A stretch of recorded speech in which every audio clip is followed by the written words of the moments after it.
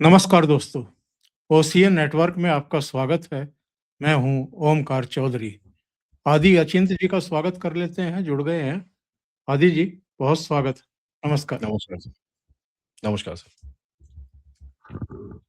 आदि जी, जो हालात इस समय बांग्लादेश में पैदा हो गए हैं, मेरे विचार से मुझे तो याद पड़ता नहीं है कि समय से पहले वीजा सेंटर बंद करना पड़ा हो और उनके उच्चायुक्त को या जो भी राजदूत वगैरह हैं उनको तलब करना पड़ा हो और बैरिकेड तोड़ते हुए वहाँ लोग दिखाई दे रहे हों जो भारतीय उच्चायोग में घुसने की कोशिश कर रहे थे।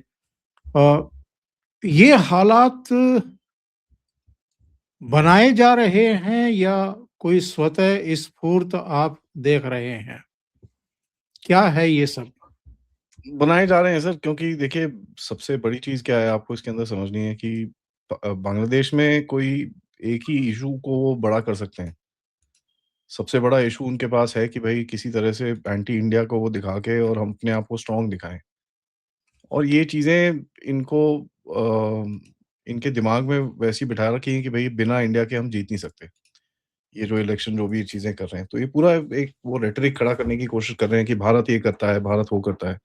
और इनके पास सबसे बड़ा वेपन क्या है सर? ये शेख हसीना को रखा हुआ है इन लोगों ने, राइट? तो वो बोलते हैं मर्डर को रखा हुआ है आप लोगों ने, आप उसको प्रोटेक्ट कर रहे हो, आप उसने हमारे इतने लोगों को मारा, ये करा, वो करा, तो आप उस कैटेगरी में आपको वो रखते हैं। ये एक बड़ी इंटरेस्टिंग सी चीज़ है सर, क्योंकि इनके पास इसका मतलब एक ही चीज़ है कि इनके पास कोई और ऑप्शन नहीं है, कोई और टॉपिक नहीं है, कोई और चीज़ नहीं है। अगर आप देखें सर, इलेक्शन के टाइम पे आपको कुछ चाहिए ना बताने के लिए कि भई हम इसके ऊपर काम करेंगे, ये करेंगे, वो करेंगे, कुछ है ही नहीं आपके पास। तो हम भारत से पंगे लेंगे, आप एक एंटी इंडिया सेंटिमेंट बनाओ, उससे आप इलेक्शन जीतो। और यही चीज़ हम देखते हैं पाकिस्तान में भी लोग करते हैं कि भई अगर आपको याद होगा 2018-19 में जब नवाज़ शरीफ की सरकार गिराई थी इन लोगों ने, तो एक नारा था, भारत का यार कौन गद्दार, गद्दार ऐसी कुछ एक नारा था, ठीक है? तो वो अब देखिए उसी उसी चीज़ पे इन लोगों ने बनाया, उसके बाद आके अभी इमरान खान बाद में आके वो बोलता था, नहीं जी इंडिया की इकॉनमी बड़ी अच्छी है, ये बड़ा अच्छा है, वो बड़ा अच्छा है। खुद भी वही चीज़ें बोलता था। तो ये एक एक रेटरिक है सर, इसको ये लोग बना रहे हैं और देखिए आप लोग भी देखेंगे ठीक है, वहाँ पर एक ये बड़ा गंदा-सा चीज़ कर रहे हैं जो हाई कमीशन पे अटैक करना और ये सब चीज़ें करनी है, बट लोग ज़्यादा नहीं है सर अगर आप देखें। 100, 150, 200 लोग इतने इतने बड़े देश के अंदर अगर आप हज़ार लोग नहीं इकट्ठा कर सकते। तो ये एक सेक्शन है उनमें से जो इनके यूनुस का ये ब्रांच बना रखा है और उससे लोग भी काफ़ी परेशान हैं। But having said that sir ये तो चलेगा और इसके अंदर कोई डाउट नहीं है। सबसे बड़ी चीज़ आपको इसके अंदर देखनी है कि ये जो अ, अब इसको बदतमीज़ी बोल लीजिए, आप जो मर्ज़ी बोल लीजिए। बट सबसे बड़ी चीज़ क्या है सर, कि एक डिस्प्ले चल रहा है स्ट्रेंथ का, ठीक है? वो आपकी तरफ एक स्ट्रेंथ दिखा रहे हैं, वो उनको लगता है भारत कुछ करेगा नहीं, कि हम क्या कर सकता है भारत, हमको कुछ नहीं कर पाएगा, ये वो। अब ये एक पाकिस्तानी प्रोपेगेंडा भी है, तो पाकिस्तानी भी घुसे हुए हैं उसके अंदर। तो ये पूरा एक बोलते हैं ना खिचड़ी बनी हुई है सिचुएशन की सर। एंड वो खिचड़ी के अंदर अभी इनकी पिटाई होने वाली है, आपको भी पता है। तो वो खिचड़ी ऐसी पक गई है सर कि इसको अभी पीछे हटना मुश्किल है इनको। अगर ये इस टाइम पे अगर पीछे हटेंगे तो कोई भी जो पीछे हटेगा, वो फिर दिखेगा कि यार ये तो बिक गया भारत से, तो वही नैरेटिव चलेगा, है कि नहीं? तो ये अब एक बहुत बड़ा पंगा है इनके लिए। ब मैं बोलता हूँ ना धर्म संकट है, ठीक है ना? तो ये धर्म संकट जो है ये बड़ा इनको कैसे सँभालना है इनको ये नहीं समझ में आ रहा। तो ठीक है अगर ऐसे ही है तो आप व एंटी इंडिया सेंटिमेंट को बढ़ाते रहिए। एंड अगर आप देखेंगे, यहाँ पर जिस तरह का रेटरिक किया जा रहा है कि हम अगर भारत को पैसे नहीं दें तो खाना बंद हो जाएगा भारत का। तो आपको ये पता चलता है कि ये पूरी तरह से जो एक एक वो नैरेटिव चलाने के लिए वो लगे हुए हैं। तो एक बड़ी इंटरेस्टिंग सी चीज़ है यहाँ पर, इसको थोड़ा-सा हमको अगर ध्यान से देखें, तो आपको एक चीज़ दिखेगा कि ये जो नैरेटिव ये लोग बना रहे हैं, ये किसके लिए इनका एंड गोल क्या है सर? आप भारत से सही। लड़ाई करना चाहते हो? चलिए ठीक है, कर लो, कोई बात नहीं। बट उससे आप इलेक्शन नहीं जीतोगे। आप अंदर अवामी लीग को तोड़ना चाहते हो, आपने ऑलरेडी तोड़ रखा है। आपको पाकिस्तान अपने अंदर घुसाना है, ठीक है, घुसा लीजिए, भारत तो कुछ नहीं बोल रहा आपको उसके अंदर। कि आपको पाकिस्तान से अच्छी दोस्ती करनी है, करिए यार, हमको क्या फ़र्क पड़ता है उसके अंदर। आप अगर हमारे अगेंस्ट में कुछ करोगे तो फिर हम आपकी बैंड बजाएँगे। बट वो एक नैरेटिव ये बनाना चाहते हैं कि इसके बिना बांग्लादेश नहीं चल सकता। भारत एंटी भारत जो एजेंडा है उसके बिना बांग्लादेश नहीं चल सकता। तो ये एक सिचुएशन इन लोगों ने अपने आप के लिए बना ली है और इससे बाहर निकलना इनको बड़ा मुश्किल है। और इसके ऊपर आता है मसाला जिहादीपने का, ठीक है? तो ये तो है ही ऑलरेडी, बट इसके ऊपर अभी जो बोलते हैं ना तड़का, दाल में तड़का जो होता है वो जिहादीपने का तड़का है। तो ये दिख रहा है आपको स्ट्रीट पे सर, और कुछ नहीं है। और आदि जी, हम ये देख रहे हैं कि शेख हसीना हो या खालिदा जिया हो, दोनों की पार्टियां ही मौजूदा हालात से नाखुश हैं। और ऐसा लग रहा है कि जैसे इन दोनों को ही चुनावी प्रक्रिया से अलग रखना चाहती हैं ये ताकतें, जिसमें मोहम्मद यूनुस भी शामिल हैं। तो ऐसे में चुनाव का मतलब क्या रह जाएगा? मतलब तो कुछ है नहीं सर, वैसे भी ये जो आई मीन ये जो सो कॉल्ड अपने आप को डेमोक्रेसी बताते हैं, ये जो इस्लामिक टाइप मुल्क हैं, इनमें कहाँ डेमोक्रेसी है सर? ये तो हमको ब बड़ा क्लियरली देखना है। तो ये आपको बड़ा क्लियरली दिखता है कि साहब ये इलेक्शन तो सारा फ्रॉड ही है सर, इसके अंदर कोई रियलिटी तो दिखती नहीं है कि भैया इनके अंदर बड़ा एक इंटीग्रिटी भरा इलेक्शन होगा, ये सब चीज़ें होंगी। ये तो कहने की बातें हैं सर। बट इनको खरीदना है इलेक्शन को। ये वही देखिए इसकी इनकी जो टैक्टिक्स रहेगी ना सर, वो सिमिलर रहेगी जो ममता बनर्जी कर रही है अपने बंगाल के अंदर। हार्ड फोर्स और क्रेज़ी पॉलिटिक्स कि भैया आप एक सड़क पे अपने फोर्स दिखाइए और कोई भी बेवकूफ़ी बेचिए तो उसके बाद लोगों को। जो आपके दिमाग में आता है उसको बेचिए। अब ये लोग अभी जो पूरा कैंपेन चल रहा है हमारे वो जो इंडियन हाई कमिश्नर है उनके ऊपर पूरा ब्लेम डालते हैं कि जी वो देखो वो किससे मिल रहा है, वो खालिदा ज़िया से मिल रहा है, वो इससे मिल रहा है, वो उससे मिल रहा है। तो ये इन्होंने पूरा अभी नैरेटिव बनाना शुरू करा है। मेरे को कई कल बांग्लादेशियों ने पूछा कि आप जी, आप बीएनपी के साथ क्यों इन्वॉल्व्ड हो? तो इनको वो दिखता है सर कि भई भारत का कहीं से हटाना है। तो अभी क्या बोल रहे हैं कि भई पूरी तरह से जो भी भारत का यहाँ पर फुटप्रिंट है उसको पूरी तरह से गायब करो।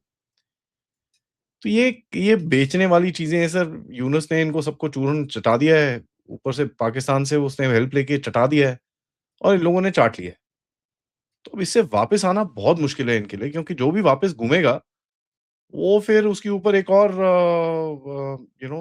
एक और वो चढ़ेगा कि भाई नहीं, नहीं ये तो बिक गया है, ये तो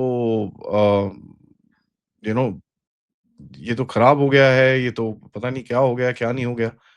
बट एक चीज़ आपको समझ में यहाँ पर हम सबको एक चीज़ समझ में आनी चाहिए। देखिए सर बांग्लादेश एक बहुत ही वायलेंट सोसाइटी है, ठीक है सर? और ये जो एक वायलेंट सोसाइटी होती है, उसके अंदर ऐसी चीज़ें रहती हैं कि वो कोई चीज़ ढूँढेगा, कोई एक्सक्यूज़ ढूँढेगा वायलेंस करने के लिए। तो उसको ये फ़र्क नहीं पड़ता कि ये भारत है, कि कल को पाकिस्तान है, कल को म्यांमार है, चाहे जो मर्ज़ी हो। ये उसको ढूँढ के वायलेंस करने के लिए इनको कोई रीज़न चाहिए। आज इनके पास भारत है, पहले अवामी लीग था, उससे पहले हिंदू हिंदू थे, तो इन्होंने मारना-काटना ऐसा तो वही कर रहे हैं लोग। इसमें कोई इसका कोई एक्सप्लेनेशन ढूँढना, इसका कोई वो सेट करना मेरे को दिखता नहीं है। There is no way you can figure it out but just saying कि भैया ये तो पूरा ही एक एंटी भारत गेम है, एंटी हिंदू गेम है। इनको वो हिंदुओं से नफ़रत है और ये चीज़ें बड़े क्लियरली बोलते हैं ये लोग। इसके अंदर कोई डाउट नहीं है। आपने ये देखा है यूनुस ने को एक बारी पूछा गया था कि साहब ये जो हिंदुओं के अगेंस्ट में चीज़ें होती हैं, इसके बारे में आप क्या कहते हैं? इसने बोला था, "नहीं, नहीं, वो हिंदू सारे तो अवामी लीग वाले हैं, तो तभी उनके साथ होता है ये।" तो आई मीन अब ये ऐसी चीज़ें अब उनका लीडर ही बोलेगा तो फिर क्या क्या बोल सकते हैं? आखिर में ये जितने भी ये जो स्टूडेंट लीडर्स हैं, इनके अगर आप अ, बैकग्राउंड चेक करेंगे, ये सारे जिहादी ऑर्गनाइज़ेशन से इनका महफूज़ आलम जो है वो तो रोहिंग्या का एक आर्म्ड मिलिटेंट ऑर्गनाइज़ेशन से है। उसने तो आईसिस के साथ सीरिया में भी लड़ाई-वड़ाई लड़ी है। अब लड़ाई लड़ने गया था कि टॉयलेट धोने गया था वो मुझे नहीं पता, बट गया है वहाँ पर। तो ये एक जो हार्डकोर वायलेंट रेडिकल इस्लाम जो ये फैला रहे हैं अपने देश के अंदर, ये हमेशा से था। शेख हसीना ने इसको बस इसके ऊपर पैर रखे रखा हुआ था, और कुछ नहीं है सर। ये आज जो सड़क पे दिख रहा है हमको, ये हमेशा से था। हम लोगों की तरफ से एक एक रीडिंग में वो हुआ कि चल छोटा डेज़ है, छोड़ दो ये वो एंड ऑल दैट। आज जब वो अपनी औकात में आ रहा है और बोल रहा है कि भैया हम आपका चिकन नेक काट देंगे, हम आपका ये कर देंगे, वो कर देंगे, तो हमको थोड़ा लग रहा है कि यार ये क्या है? ये कहाँ से आए ये फिद्दू से?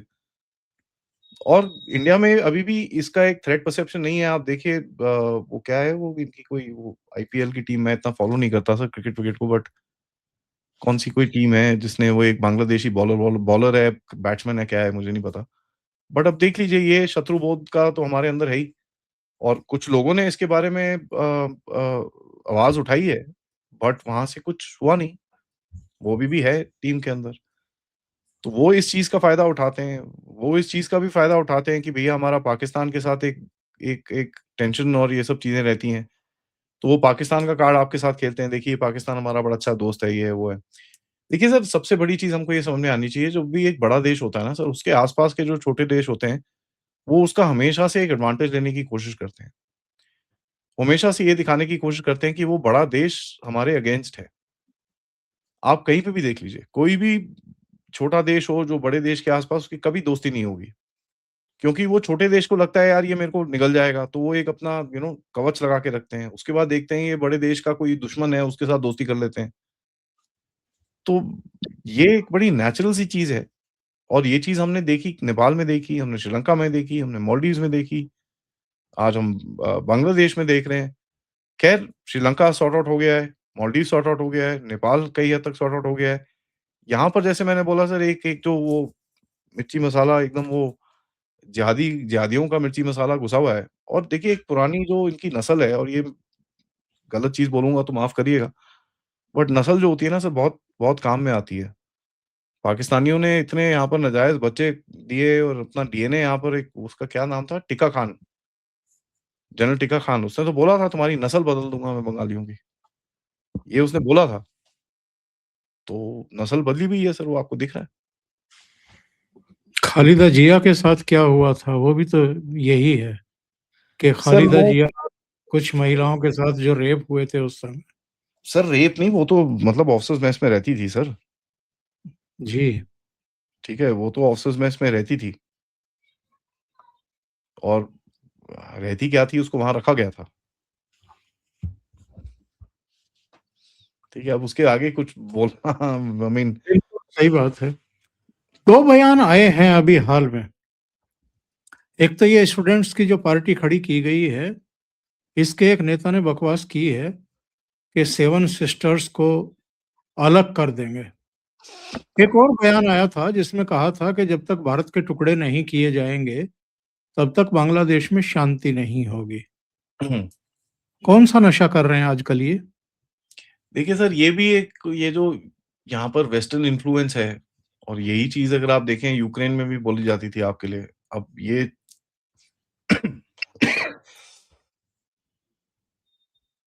अमेरिका की तरफ से एक एक वो भी था ना, यूक्रेन में भी यही बोलते थे कि हम रशिया को तोड़ देंगे, हम ये कर देंगे, हम वो कर देंगे, और इन्होंने फिर 3 साल लड़ाई लड़ी। तो अगर आप लैंग्वेज देखेंगे तो आपको एकदम सिमिलैरिटी दिखती है कि भई भारत के टुकड़े कर देंगे, तभी हम इनका ये हमको 7 सिस्टर चाहिए, हमको ये चाहिए।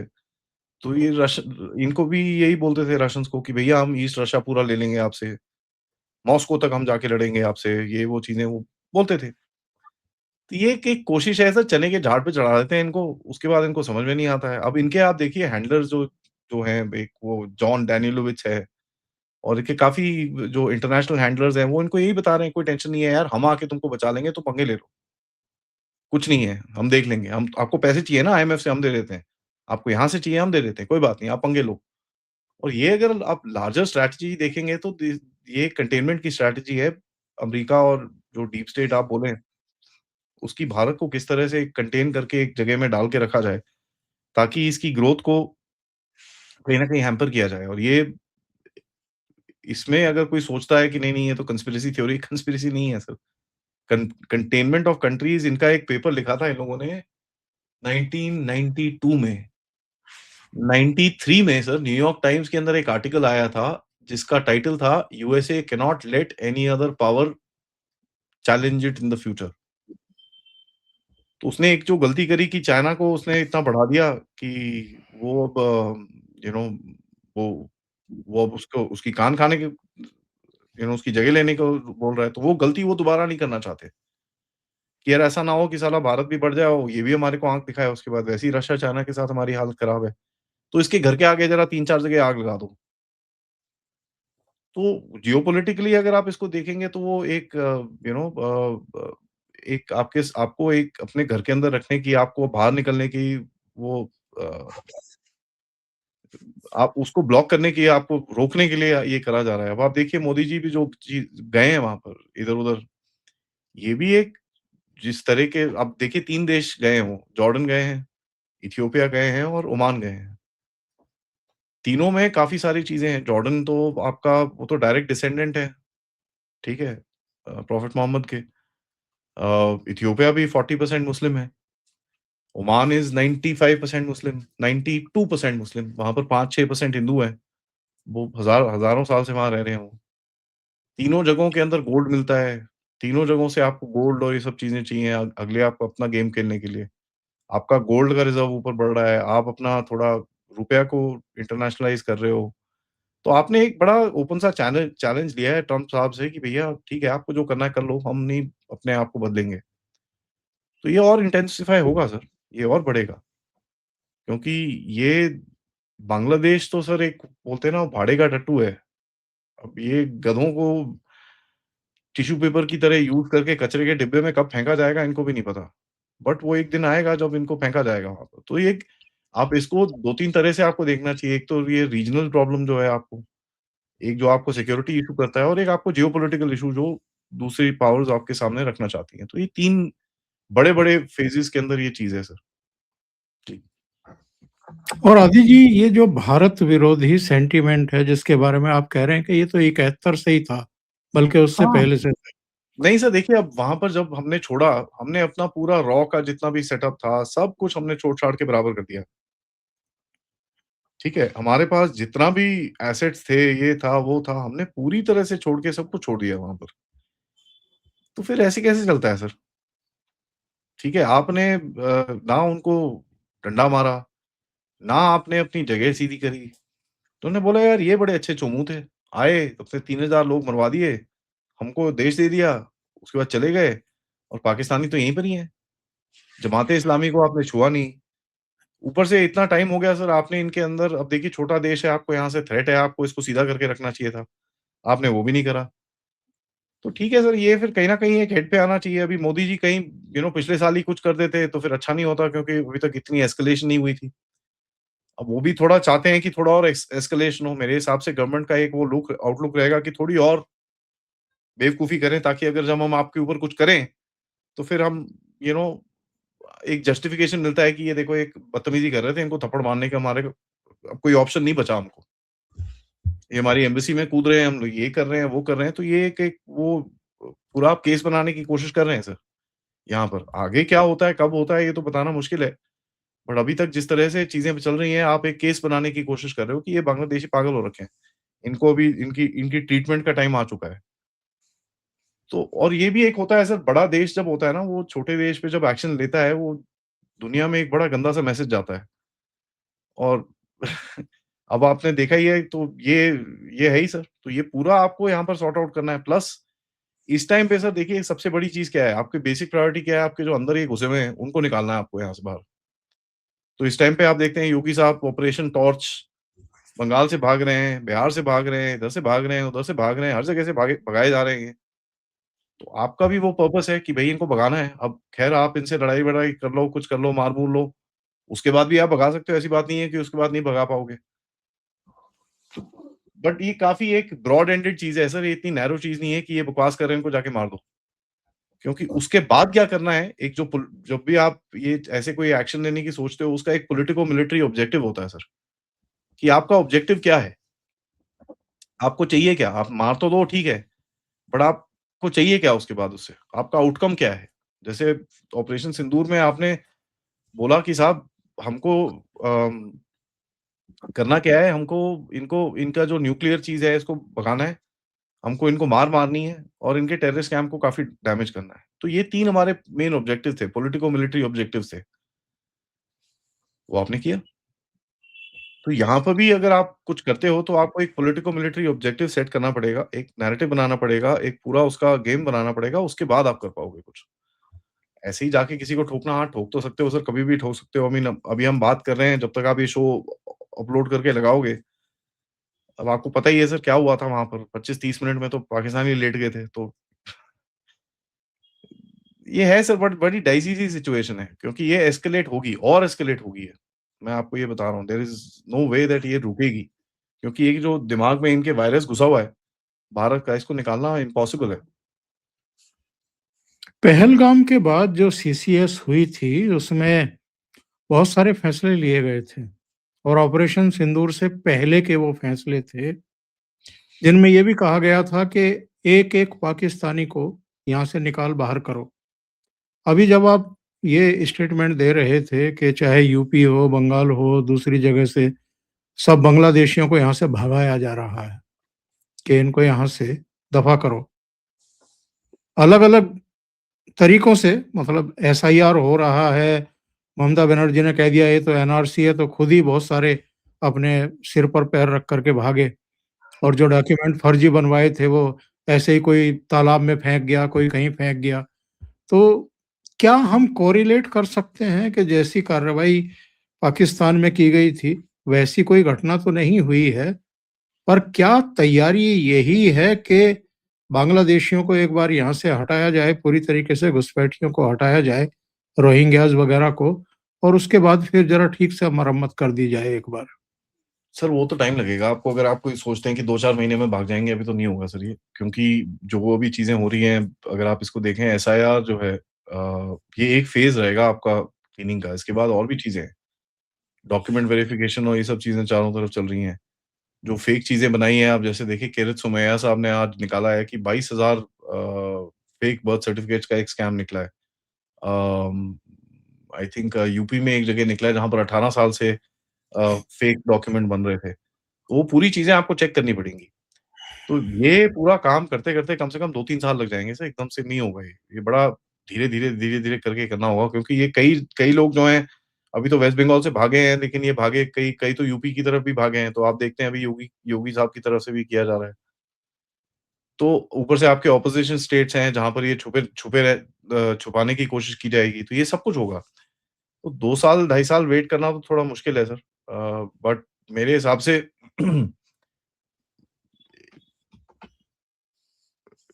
छुपा या खुला एक्शन तो जल्दी होगा सर, ज़्यादा टाइम नहीं होगा इसमें। और कुछ-कुछ तो वहाँ हो रहा है, पता नहीं कौन कर रहा है। ड्रोन अटैक हो रहे हैं, कहीं भी किसी की हत्या हो जाती है। ज़मीन पर कुछ तो वहाँ चल रहा है आदी जी। अज्ञात ताकतें वहाँ भी सक्रिय तो हैं।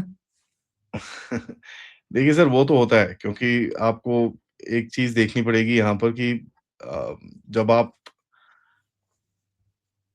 एक देश के पास मल्टीपल चीज़ें होती हैं सर, किसी चीज़ को रिस्पॉन्ड करने के लिए। हर कोई बोलता है कि भैया मिलिट्री, मिलिट्री, मिलिट्री, और मैं हर जगह जाके यही बोलता हूँ, भई मिलिट्री एक पार्ट होती है।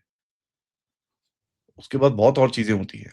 तो देखिए, वहाँ पर अगर आपको इनको डैमेज करना है, अगर आप खुलेआम बोलो कि भैया हम तो देखो क्या करते हैं, इनकी हालत अंदर से बहुत खराब हो जाएगी।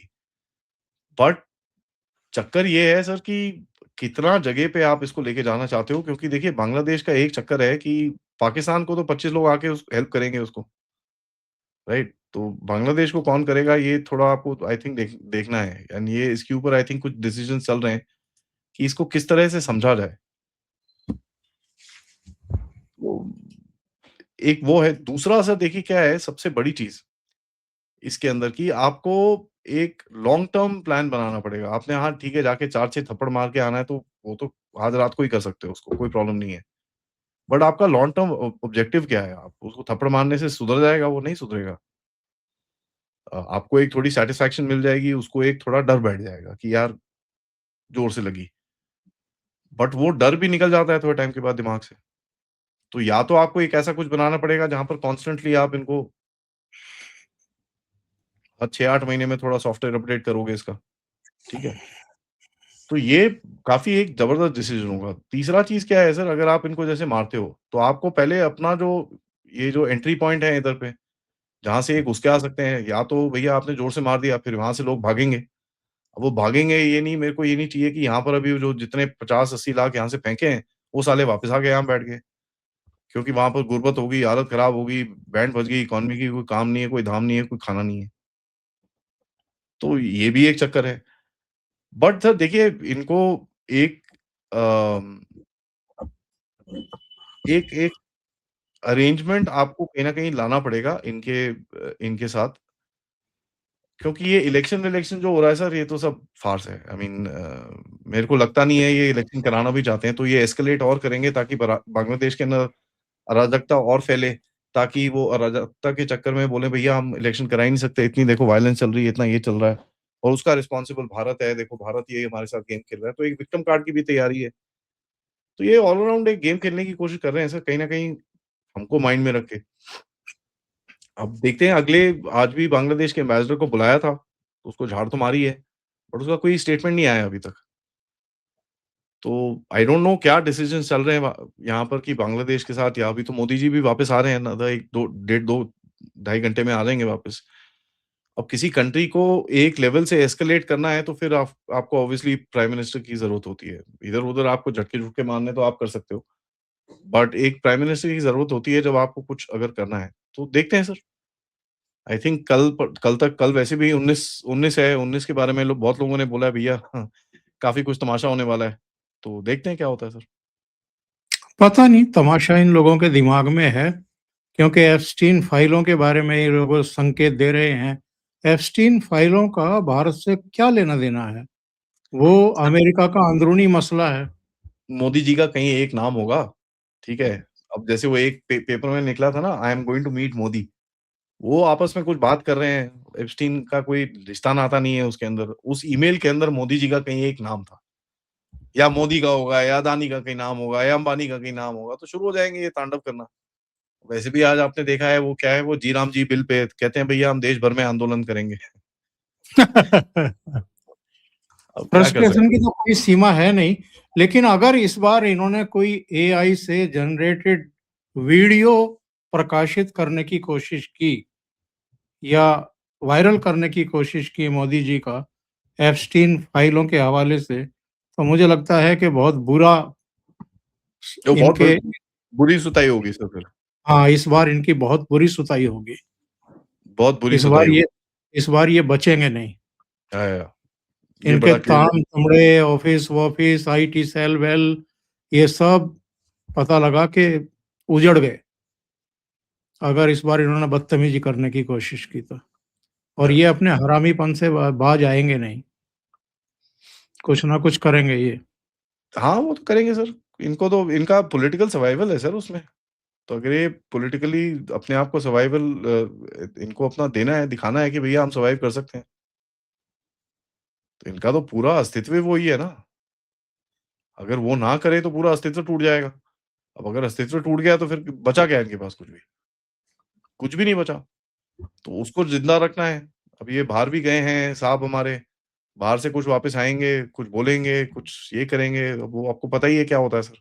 नहीं, वो केवल बीएमडब्ल्यू के कारखाने तक थोड़ा गए हैं, वो तो बहाने होते हैं, वो तो ऑब्स्टिक होता है कि भई देख लो मैं कहाँ खड़ा हूँ। हुँ, लेकिन जिनसे मिलना होता है वो तो उसको कैमरे पे थोड़ा दिखाएँगे। हाँ। तो वही है सर, कुछ ना कुछ तो करेंगे ये लोग, अगर नहीं करेंगे तो फिर अभी पूरी तरह से विक्ट्री है।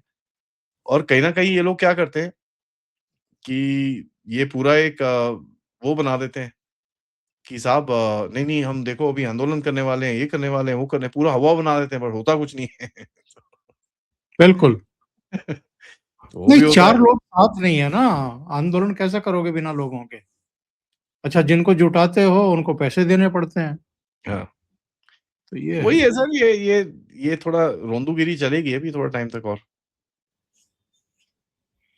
बहुत-बहुत धन्यवाद आपका आदि जी, इतने महत्वपूर्ण मुद्दे पर चर्चा करने के लिए। और दर्शकों से निवेदन है कि अगर आपको ये चर्चा अच्छी लगी है, तो इसको लाइक ज़रूर करें अपने मित्रों को फॉरवर्ड करें, ग्रुप्स में फॉरवर्ड करें। या अभी तक ये चैनल आपने सब्सक्राइब नहीं किया है तो सब्सक्राइब ज़रूर कर लें। साथ में लगे बेल आइकॉन को दबा दें ताकि आगे आने वाले प्रोग्राम्स के नोटिफ़िकेशन आपको मिलते रहें। आदि जी का चैनल है डेफ टॉक्स बाय आदि, उसको भी सब्सक्राइब करें और सहयोग करें। थैंक यू बहुत-बहुत सर। धन्यवाद। नमस्कार। Thank you sir.